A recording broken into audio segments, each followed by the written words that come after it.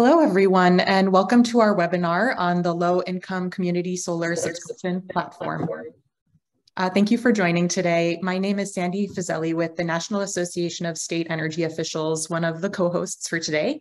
For those of you who are unfamiliar with NASEO, we are the membership association for the state and territory energy officials across the U.S. NASEO's members are responsible for policy development and planning across a wide array of different topic areas, including in energy efficiency, clean energy, electricity, transportation, and the building sector. And we're particularly excited to be part of the Department of Energy's National Community Solar Partnership, or NCSP, and to share an update on the development of the community solar subscription platform that we have been envisioning for a few years now. If you could go on to the next slide, Grace, I'd like to walk through some logistics. We encourage your questions and comments. Please feel free to use the Q&A feature on your Zoom webinar screen to submit questions, comments, and ideas. We'll plan to share a recording of this webinar on our website, www.naseo.org, in the next few days. And of course, if you have any questions about NASEO or our role in the National Community Solar Partnership, please contact my colleague Grace Lowe or me at sfazeli@naseo.org. Our emails are on this slide. On to the next slide. We're just excited to welcome our colleagues at and members at the National Energy Assistance Directors Association, or NEADA, who are co-hosting this webinar with us. We're also very grateful to the U.S. Department of Energy's Solar Energy Technologies Office, as well as the Department of Health and Human Services, the National Renewable Energy Laboratory, and the District Department of Energy and Environment for sharing their expertise with us today. So with no further ado, I'll pass it over to Nicole Seal with the U.S. Department of Energy Solar Energy Technologies Office to share some opening remarks. Thank you so much, Sandy. Really excited to be here and talking to both NASEO and NEADA's membership on the National Community Solar Partnerships program, and in partnership with the Department of Health and Human Services, to really make sure that we're creating the right type of tool to connect Lahi recipients to community solar subscriptions and really seeing the benefits of community solar. So I'm going to talk a little bit about how we got to there today, and then I know this is a packed agenda, and so I will talk very quickly, but let's go to the next slide and just talk a little bit about the National Community Solar Partnership. So this is a program as part of the Solar Energy Technologies Office, like you said before, Sandy. And it was really launched in 2016 with the goal of making community solar accessible to all Americans. And since then, it is expanded to over 1,000 partners. I was just looking at the platform earlier today. It's actually closer to 1,300 partners, over 800 organizations across all 50 states.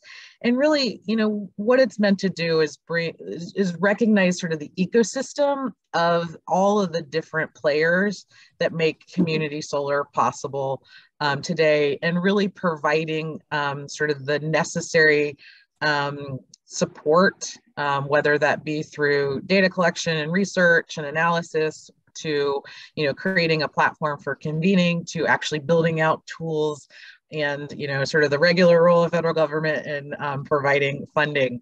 And so, you know, we spent sort of all of last year, or most of last year, working with the stakeholders that not only are official members of the National Community Solar Partnership, but those who are in the community itself, and talking to and figuring out where the sort of the major challenges and barriers that the stakeholders see today, and really, you know, driving more community solar. So not only the deployment of community solar and making it more accessible, but making it more accessible to everyone, so including low to moderate income households, but then really weaving in sort of the opportunities for meaningful benefits, whether it be increased bill reduction, inclusion of resiliency or storage, all different types of business models, including community ownership business models, as well as being thoughtful around workforce development and who actually has a job. in the industry. And so, one of the things that we heard time and time again was customer acquisition and management, particularly in the low income space. And so I wanted to kind of give the overall, like, we engage our stakeholders on a regular basis, and it really is important for folks to join the National Community Solar Partnership. If we can drop a link in the chat, Carlin, I'm not sure if that happened, but like, if you are not a member of NCSP today, we would love to get you more engaged, whether it be as an individual member to NCSP or through the state's collaborative. So let's go to the next slide.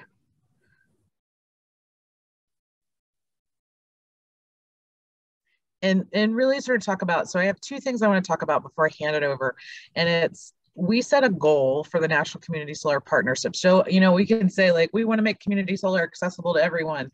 But what does that actually mean? And really taking a look at where community solar was back in 2020 and where we would like it to see in the see it go in the short term. And so, there was approximately 3 gigawatts of community solar that existed in 2020, and sort of like a status quo without the National Community Solar Partnership. We saw that sort of going to about 5 gigawatts, maybe 10 gigawatts. And really what we want to do is increase that to 20 gigawatts by making sure that there is enough community solar that exists in 2025 to power the equivalent of 5 million households. And then also provide $1 billion in savings. And so what that also does is increases the current average bill reduction from 10% to 20%. And so we really want to have a focus on not only deployment, but, and sort of household deployment, but also bill reduction all in the next few years. So let's go to the next slide. So what we sort of did to get there, like, okay, we set a goal, but how are we actually going to get there? And then this is going back to what I talked about earlier around all of the stakeholder engagement that we did with NCSP and the community solar community. And this project that we're going to be talking about today solely falls in this customer engagement. So the orange dot on this pathway to success. So we have been designing programs on all of these different areas, from technical expertise to capacity building, state engagement, access to capital, customer engagement, and hearts and minds. And so we want to talk about the customer engagement piece, particularly in streamlining that process, making it more efficient and fair. So, we're seeing that a lot of states have low-income carve-outs, which is fantastic, with verified bill savings, which is also fantastic. But how do we streamline that process in better ways? And so that's really what this tool is trying to do. So let's go to the next slide. And I talked very briefly about this. And so this is, the meaningful benefits that we're trying to infuse into all things community solar. And so, I talked a little bit about being supportive of different business models.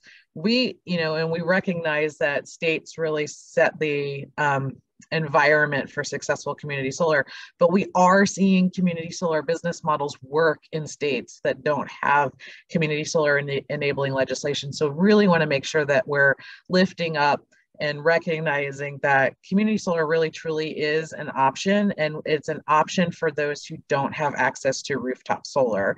And really, we want to make sure that they also see the full benefits of what rooftop solar can bring. So with that said, I think if we go to the next slide, this is where I hand it off. Perfect. And I think I'm handing it off to my colleague, Ariel. Is that correct? Thumbs up? That's correct. Yep. Okay, fantastic. Well, I am continued to be really excited about this specific initiative, and really we are here to listen and better understand where the challenges and barriers that our stakeholders are seeing in this space, and really want to get your feedback on making sure that this initiative that we're working on today is done well and right and brings everyone along with it. So I'm going to hand it over to Ariel Drehobel, who is co-leading this effort with Carlin Corey over at the National Renewable Energy Lab and in partnership with HHS. So Heather Jones, who I don't think is on the call today, but I want to give a shout out to HHS as well as a true partner in making this all successful. So with that, Ariel, take it away. Awesome. Thank you, Nicole. And we do have Akam on the call who will be speaking on behalf of HHS shortly. So, all right. So we are very excited today to share with you updates about the low-income community solar subscription platform project, including some next steps and how you can get more involved in this project. So last week, the White House announced the pilot and supporting states will be working with us on this project. And we also released a request for information for public input that we will be telling you a bit more about today. Thank you for advancing. So the challenge here, so during the NCSP stakeholder engagement last year that Nicole was talking about, we heard that low-income households face many barriers to accessing community solar, meaning that they're missing out on the bill savings that community solar can be providing and those other meaningful benefits that Nicole was just sharing. In addition, community solar developers also face barriers to recruiting low-income customers for available subscriptions for their low-income community solar installations that they are creating due to numerous customer acquisition challenges, including issues with trust and outreach. Overall, low-income community solar also isn't being developed fast enough to meet the demand that there is for, for this energy-saving resource. And in particular, low-income home energy assistance program recipients could really be benefiting from this lower cost energy source. If you go to the next slide, please. So in order to address these challenges, the US Department of Energy is collaborating, as Nicole was saying, with the US Department of Health and Human Services, the National Renewable Energy Laboratory, Lawrence Berkeley National Laboratory, as well as the National Association of State Energy Officials and the National Energy Assistance Directors Association, who are all on the call today, in order to develop and pilot a digital platform that will serve as a bridge to connect available cost-saving energy community solar subscriptions that have verified savings to Lahi recipients to start. So this is going to help reduce barriers to accessing community solar for LIHEAP eligible households by directly connecting them when they apply for LIHEAP benefits, as well as to help low-income solar developers identify customers and folks who could really benefit from community solar subscriptions. We plan to develop this platform in coordination with many stakeholders this fall, as well as take into account the RFI responses. So we put out a request for information in order to build a platform that will work successfully across all states. If you go to the next slide.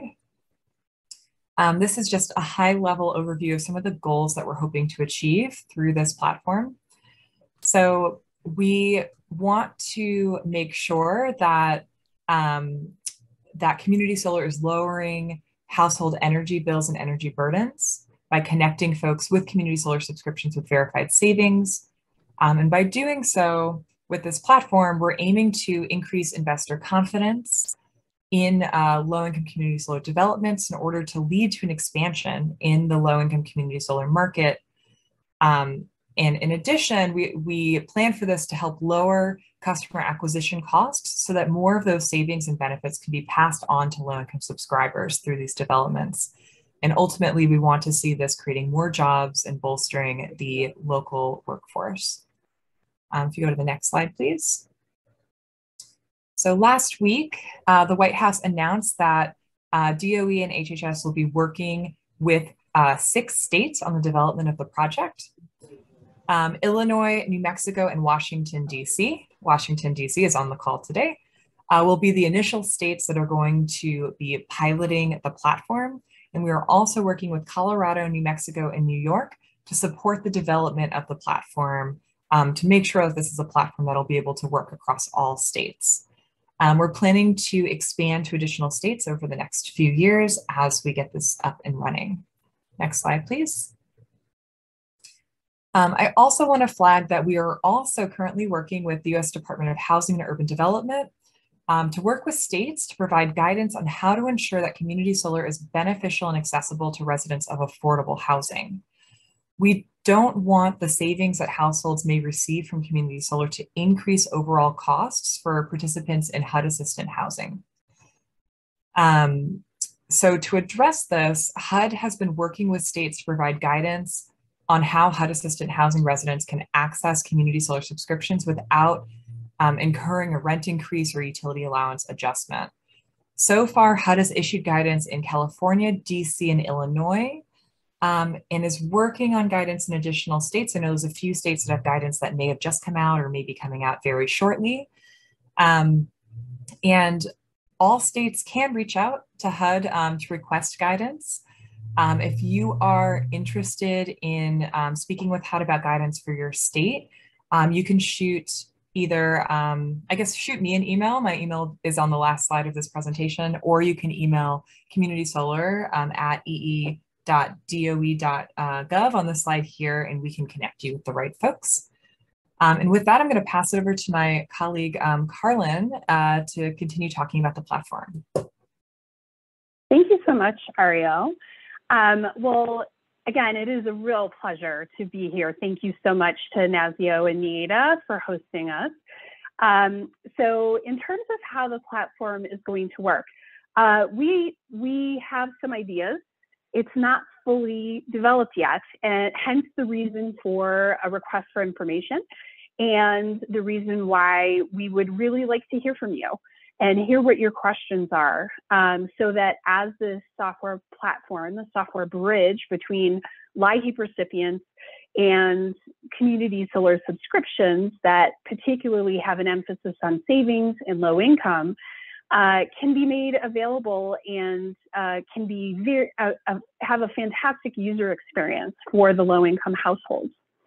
So our initial concept, which is subject to change in your input, is when customers sign up for LIHEAP, they can choose to opt in to a local low-income community solar subscription. And the role that DOE is playing is to verify the savings and make sure that there's no hidden language, sign-up fees, etc. Potentially, we will work with the Community Action Agency or another entity that's signing up customers for LIHEAP, and they can then use the platform to identify available subscriptions and connect customers. We want to make sure that the community solar is local and something that the low-income customers are eligible for. And we're also exploring how to ensure that this process will work for all the entities that need to be involved. So community action agencies, the customers, the community solar subscription managers, etc. And again, this is where we need your help. Next slide, please. We have both. Our short-term goal is to create this bridge software for the LIHEAP recipients.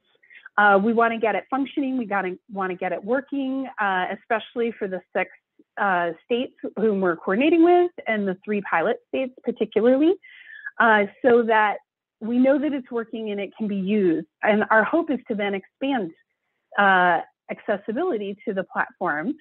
Some of the ideas that we've gotten in having some preliminary conversations is, well, wouldn't it be great if this platform could also be made available to other U.S. government low-income programs as well, beyond LIHEAP, such as weatherization or perhaps SNAP. So there is an idea that in the long term, we would like to include more low-income programs as well. But we thought we'd start small, start with a really motivated partner in HHS, and prove the concept that this can actually work. So in terms of our process, we're going to hold workshops with our pilot communities of DC, Illinois, and New Mexico. We'll hold workshops with a broad range of stakeholders. Definitely will include the community action agencies, the utilities, the subscription managers, and consumer advocates. And we're going to work with each jurisdiction to make sure that we're including everyone that has ideas and motivations to make this successful. We'll also hold monthly meetings with the 6 states, 5 states and the district, advising on the development of the platform for feedback throughout the process. Again, we will have like a beta version, and the pilot states will do some initial testing at that point in time. And what we're really looking forward to is having everybody on this call respond to the request for information. That stakeholder feedback will be incorporated into the platform, and will make the design of the platform, and that will help us make something that is used and useful for hopefully all 50 states eventually. Next slide. So key considerations, and this is incredibly important in working with and talking to the states and the LIHEAP agencies and the community action agencies. Ensuring participant privacy and data security is our #1 first priority. So we're not planning on creating a list, gathering information from these low-income households. The great thing is they've already qualified as low-income under LIHEAP. Therefore, we're going to automatically pre-qualify them for low-income community solar. They don't have to go through a separate verification process. And our hope is that by working with the community action agencies, they can help us make the connections so that the household's privacy and data remain so. We really want to make sure that verified bill savings are there for the LMI participants, and there's no surprises, as I mentioned earlier. We've also heard that integration with utility billing is going to be very important for it to be a more straightforward process and to be better understood by the customers themselves. We want to design this to meet the needs of diverse stakeholders across the country and each of the jurisdictions. As we've mentioned, this is opt-in. However, some states and some jurisdictions are requiring opt-out. So part of our goal in designing the software is our base level assumption is opt-in, but if a state or jurisdiction has opt-out, we want to include that as a function as well. But overall, we want transparency. We want to make sure that there's confidence in this platform and in the community solar projects that are being offered to the LIHEAP recipients. So overall, we're really striving for an excellent customer experience. Let's make it easier for these low-income households to access additional savings above and beyond LIHEAP, additional savings above and beyond HUD through community solar. Next slide. So input is needed. It's very, very important to me and to everyone on this call that we hear from you. We will have the best chance of designing the low-income community solar subscription platform if we hear from all of you, and that includes our pilot states and our advisory states. We want to understand things such as how should the platform work, who should participate, and how. What demographic or PII is needed for the platform to work, or maybe we can keep most PII off the platform. How can this platform best suit the needs of community action agencies and low-income households? How should community solar companies and projects be vetted to ensure savings and meaningful benefits? By whom and how? And so these 3 categories of questions is a high-level summary of the detailed questions in the request for information. Responses are due August 31st. We include a link in the slides, and that will be included and distributed to everyone that has registered for this webinar. So please do go in and make sure that you tell us what you need, and you don't have to answer every single question. Please do respond to the questions where you have a definite opinion or an idea of a best practice or a lesson learned that we can incorporate. Next slide. So in terms of timing, the RFI was issued. We're doing these webinars to get the word out and to see what the initial questions are. The RFI responses are due August 31st. We'll convene pilot state stakeholders in September. We'll develop the platform specifications in partnership with our 6 partner states. We'll have a beta version of the platform created early in 2023, and that's where our pilot states are going to roll up their sleeves and really test things out from their different perspectives. And that'll happen through 2023. We'll engage the advisory states as required, and then we're looking to open the platform to additional states in late 2023 and 2025. Hopefully, the pilot states are going to identify the majority of the bugs, and that will allow for this platform to be used and useful for everyone else. Next slide. I think I am handing it over to Dr. Ekam Raman from HHS. Ekam, please take it away. Thank you so much. By the way, I'm not a doctor. Good morning and good afternoon to everyone. I'm really happy to be here to provide our office's support for the community solar subscription platform. Can we go to the next slide, please? So many of you know that Lahi provides bill payment assistance to over 5 million households each year. We invest about $400 million in weatherization assistance. Millions of dollars are being invested for cooling, crisis, and other type of benefits throughout the country. So this is a program that also received significant amount of support during the last year.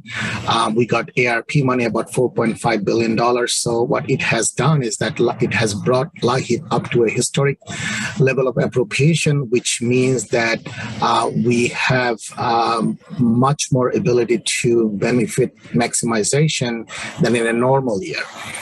But how do we do that? I think Lahi is one of a good example of how it builds partnership across the country with various networks and provide the assistance, because we know that even at $8.2 billion, Lahi, the amount is not sufficient to serve all of our income eligible households throughout the country. So one way we can maximize the benefit is by creating partnerships. We have partnerships with DOE. We have partnerships with our state offices. Last year, many of you became aware of our recent partnership with the Treasury to maximize Lahi households benefit by braiding resources, just like we do with DOE Weatherization Assistance Fund, with Treasury's Emergency Rental Assistance Program. Our state, tribes, and territories, they continuously build partnership with utility companies, energy vendors, to make sure that past due bills are paid using Lahi funds.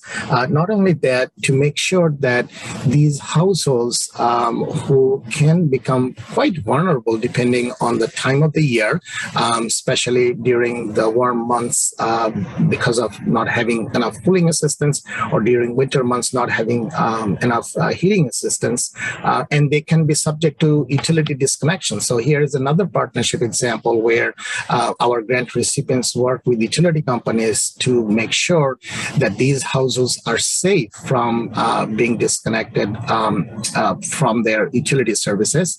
So this model, the community subscription model, is another example of really good partnership, because we believe that millions of Lahi households who have electricity can get a substantial benefit from this new partnership.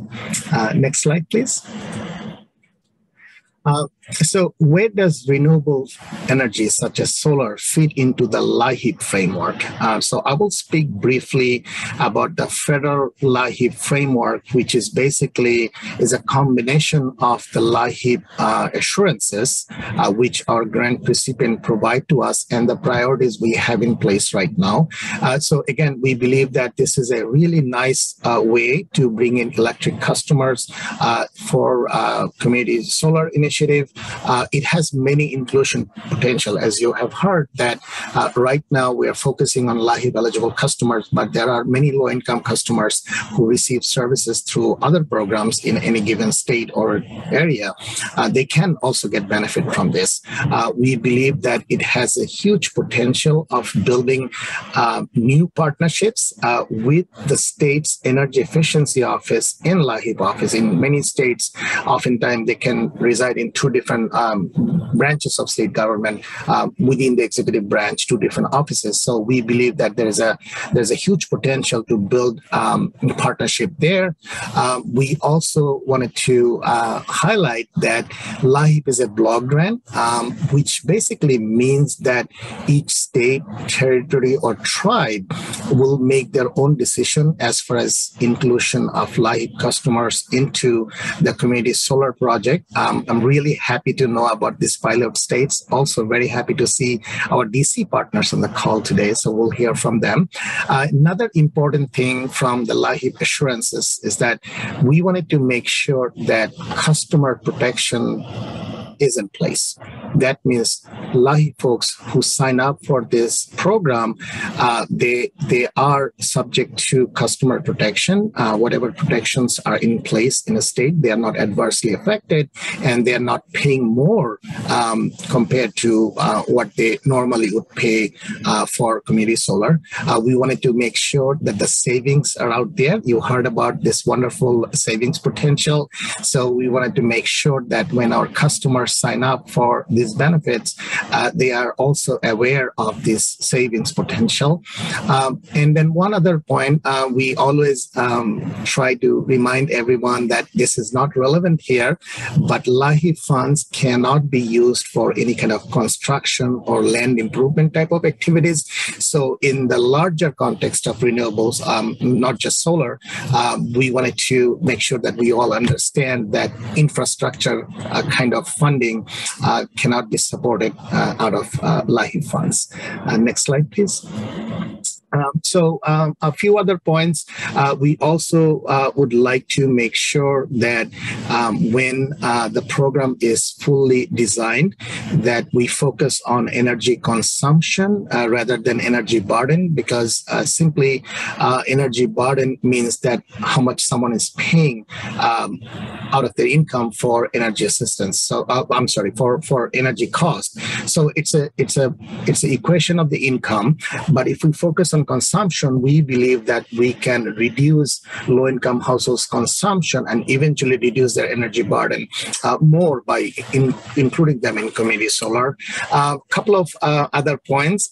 We also believe that there are thousands of customers out there who are weatherization ready. They are going through weatherization program either through the Lahi weatherization assistance support through DOE's WAP program, weatherization assistance program. So we believe that there is a potential for targeting this group of Lahi customers as well. And then finally, we wanted to make sure that we do not overlook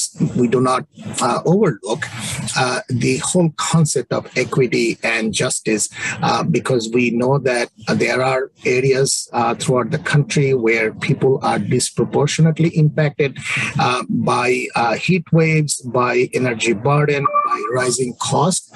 So we wanted to make sure that the equity and justice is also on the table, and therefore we're not excluding certain areas who are already impacted by various kind of issues when the home energy comes into play. So with that, I'm going to hand it over to Ariel, I guess. Thank you so much. Some resources? Yes, thank you.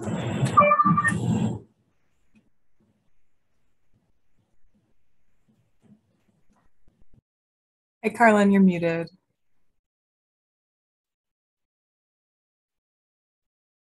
I think we're passing it over. Am I unmuted now? Yeah. Okay. Sorry, I had to do a *6. Double mute there. Sorry about that. Thank you so much, Akam. Really appreciate the partnership that we have with HHS. It's just been fantastic working with you and Heather. And it's been a true partnership across our different divisions and directorates. So if the DC panel would please come online. First, we have a couple of slides that will be presented, and then we'll have some discussion with some specific questions for the panel. So next slide, and our presenter will go ahead. Yeah, Carlin, I think we're passing it to Cass to introduce everyone. Oh, yes, I apologize. Cass, yeah. I forgot we were doing introductions. Our NEADA partner is very important. Thank you. No, I understand you want to get into the meat of what DC's got to say. They are the reason we're all here, I think. Thank you, Carlin. I'm a policy director at the National Energy Assistance Directors Association, which represents state Lahi offices. I see a lot of my Lahi folks on the call, so I'm really excited to see you today. NEADA has been engaged in helping states find ways to incorporate solar into their Lahi programs for a few years now. And our focus is making sure that anytime solar is brought into the low-income space, that it's beneficial to both the household and cost-effective to the program. And our role in this project, which we're very excited to have joined, is to provide a forum for Lahi state offices to learn more about the platform, to provide input on its development, and also to figure out, once it's developed, how it can be integrated into your programs.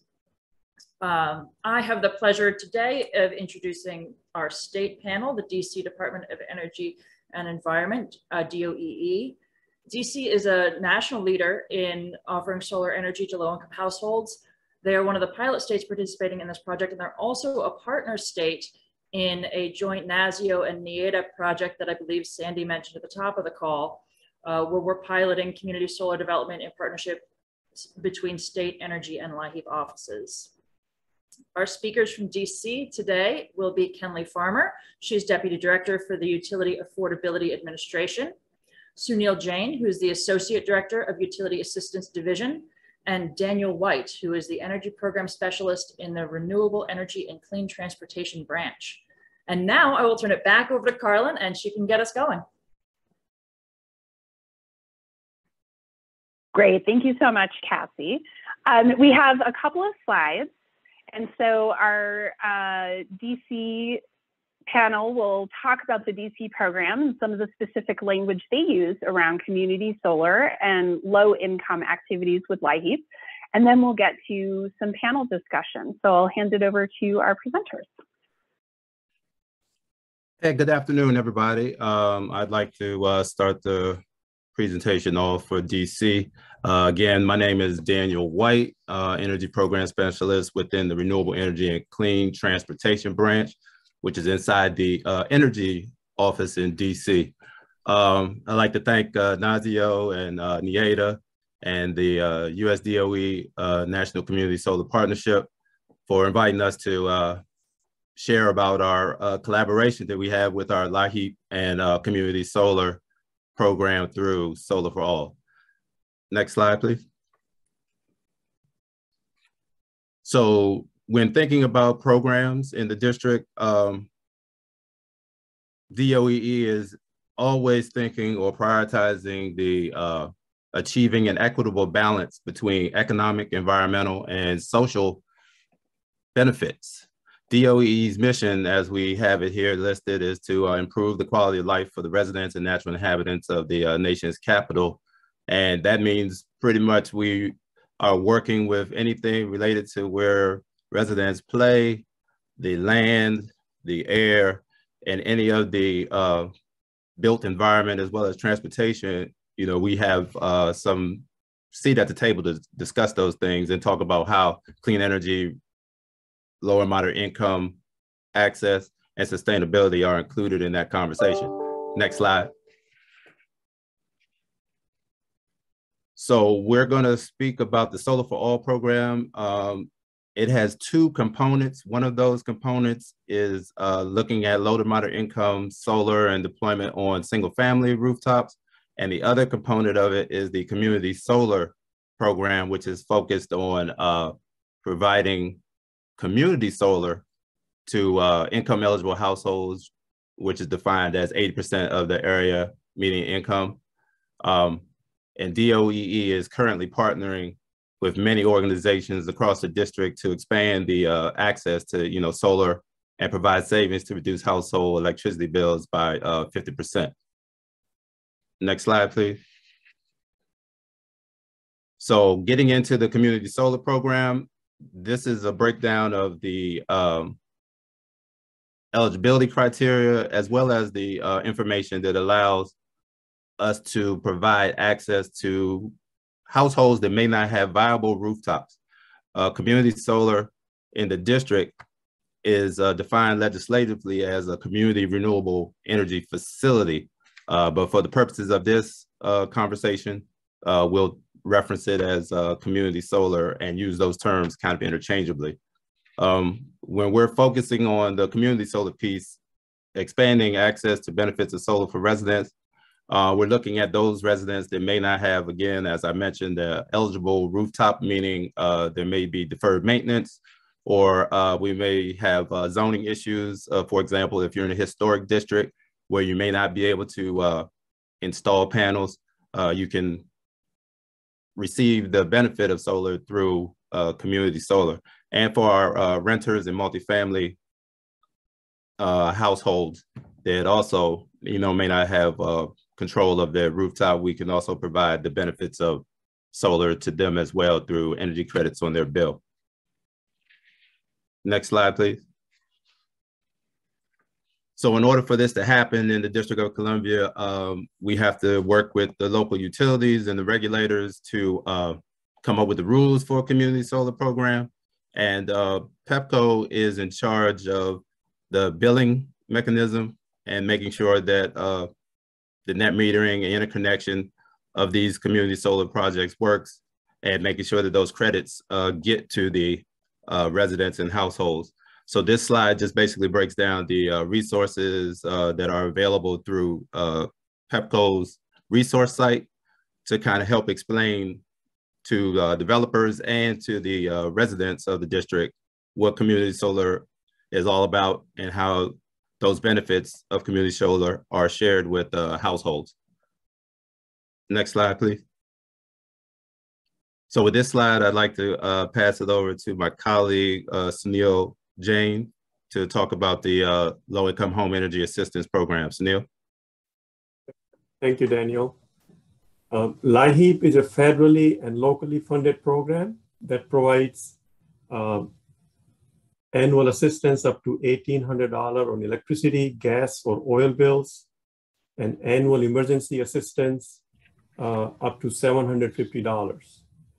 Under this LIHEAP program, we serve about 15,000 households every year in the District of Columbia. Next slide, please.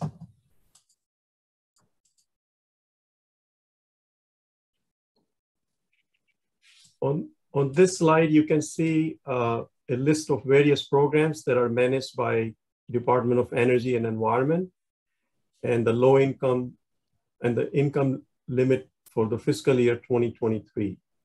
We are planning to start the community solar collaboration with LIHEAP and UDP programs. In the future, other programs may also be included in the community solar partnership. And most of these programs meet the income eligibility requirement of the community solar program. Next slide, please. The LIHEAP team is very excited to collaborate with the community solar team at the DOEE. We accomplished two major things as a result of this collaboration. The first thing that we accomplished was to revise the LIHEAP application to include community solar program. When a resident applies for LIHEAP benefit, they also have an opportunity to apply for the community solar program. The second thing that we accomplished was to develop an MOU to share data between LIHEAP and community solar programs. Now, I turn it over to Daniel to cover the rest of it. Thank you, Sunil. And could you take it back to that previous slide? Just wanted to add a little more detail to that. Through the coordination of the LIHEAP and Solar for All program, this slide is basically just setting up how DOEE and the Solar for All program coordinate with additional partners to operate the community solar partnership and program under Solar for All. So basically, DOEE is our the program manager, and we work with our LIHEAP team as well as the district's sustainable energy utility, who is contracted to do our energy efficiency and renewable energy programs. And they work with local installers to actually develop and deploy the community solar facilities. And then we have a connection with our local utility partner in PEPCO to ensure that we're working to get the systems interconnected within our fiscal year, which is a 12-month period, to have all of those projects online so that energy is available for our low and moderate income subscribers. And then we also work with our Department of Consumer and Regulatory Affairs for the permitting of those systems as well. And then last but not least, the most important part of the program is our partnership through a grant with the Groundswell subscriber management organization, who then enrolls and connects the subscribers with all of the information and benefits for each of the eligible subscriber households. Next slide. So the benefits of Solar for All and community solar partnering with LIHEAP: one, there are about 5 that we could think of, but I'm sure there are more as we continue this partnership. But making sure that we're able to lower electricity bills and reduce energy burden, getting access to over 20,000 plus households through the LIHEAP program, reducing customer acquisition costs and creating a more efficient, intake process, and also increasing coordination with other social service programs. And the biggest thing is being able to build trust within the community to get access to those low-income households. Next slide. And I did want to highlight a couple of the challenges as well. Doing policy coordination of the community solar program across government agencies and other private companies that are looking to participate with the community solar program from the site access standpoint, to be able to actually create sites for the community solar projects to be developed is something that we're constantly working through, because there are a lot of competing priorities across all of those different stakeholders and organizations. Project financing costs are still relatively high for upfront portions of that. So the district is providing incentives to local installers to help them develop these community solar projects. Outreach and engagement, we're still working on building that trust in the communities and educating them about the community solar program to increase access and the benefit to those households. And then we're still working through reaching our goal of having 100,000 households participate in the Solar for All program, and managing subscriber management is still a piece that we're working with through the utility, as well as working with our partners in Groundswell. Next slide. So I just wanted to leave you all with one of our greatest accomplishments of community solar in the district at the time that this project was installed in 2020. It was the largest low-income community solar project in the district, and that was in December of 2020. And it's in one of our low-income communities in Ward 8.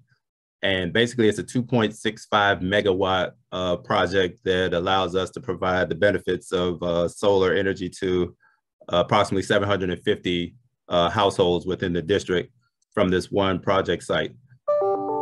And this was actually a reuse of a brownfield to turn it into a clean energy project. So the community was really excited to be able to have something like this happen in their community. Next slide. Thank you all. And that is our presentation, and look forward to passing it back and any questions that we may want to get into. Great, thank you so much, Daniel and Sunil. I do have a couple questions, and my first question is for Kenley. Kenley, I understand that you work across the energy affordability program. Can you talk a little bit about your role and how you incorporate your energy affordability programs, please? Sure, thank you for the question. Can you hear me okay? Yes. Great. Yeah, so, you know, we obviously work in accordance with Mayor Bowser's vision for the district, which includes affordability for all district residents. So in terms of meeting that goal, we try to utilize kind of all the tools in our toolbox. So that includes energy efficiency through weatherization, all the work that the Solar for All team does in terms of actually building and implementing solar in the district, and then all the tools that we have related to our utility affordability programs, the biggest of which is Lahi.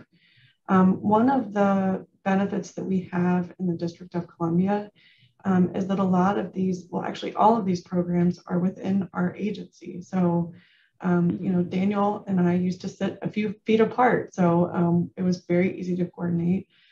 Within the Utility Affordability Administration, we have one division that is utility assistance, and then we have another division that is residential services. So that allows us to closely coordinate and collaborate in terms of both assisting with the immediate need of utility bills, the ongoing kind of credits that can be provided through the Solar for All program, and then addressing the longer term goals such as energy efficiency, so making the home more energy efficient. So we are working to continue to try to tie those three kind of pieces together so that we're providing the best service we can to district residents. Excellent. Thank you so much, Kenley. We have a question in the Q&A that I'm hoping Daniel, you or Sunil can respond to. Can you explain how a subscribing low-income customer will save 50% on their electric bill when the community solar installation doesn't use net metering? So it's not on the rooftop, but how do they actually get the savings? Yeah, actually the bill credits, well, let's start with, in 2013, the Community Renewable Energy Act was passed to allow the billing process to be established in law for community solar in the district. And working with the district's Public Service Commission and the local utility, being able to set up rules to allow the credits to be provided from a system that is not installed on your rooftop, but you're able to receive the benefits in a bill credit to any eligible household that is a utility customer in the district, was the way we were able to connect those benefits to homes that may not have the roof that is accessible. Great, thank you so much. My next question is open for all of you. I'm wondering, obviously we're starting with Lahi in terms of connecting to community solar. Do you think this program could be expanded successfully to other low-income programs as well?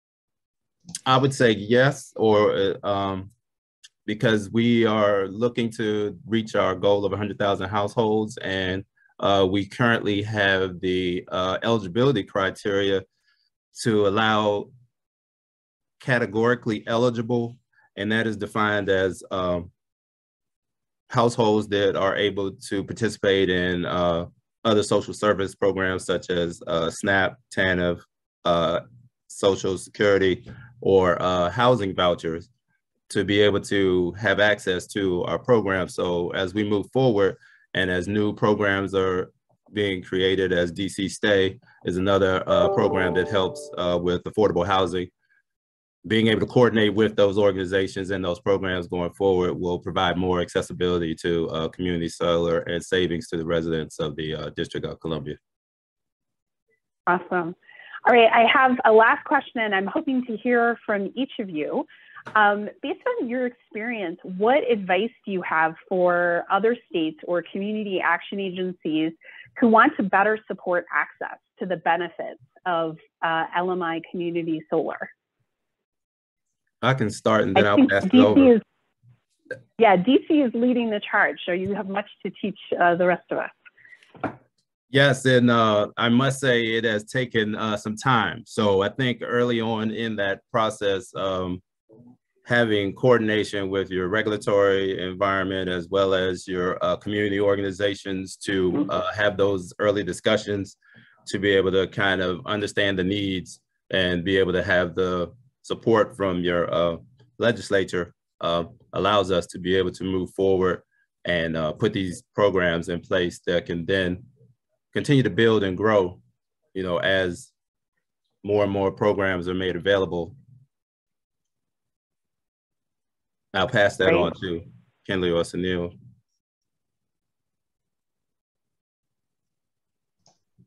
Sunil, you want to go next? I saw you on mute. I'm sorry. Go ahead, Sunil. So one good thing at DOEE is all of these programs are under one agency. So it's very easy to coordinate with different teams within the same agency. So I think that's a plus for our agency.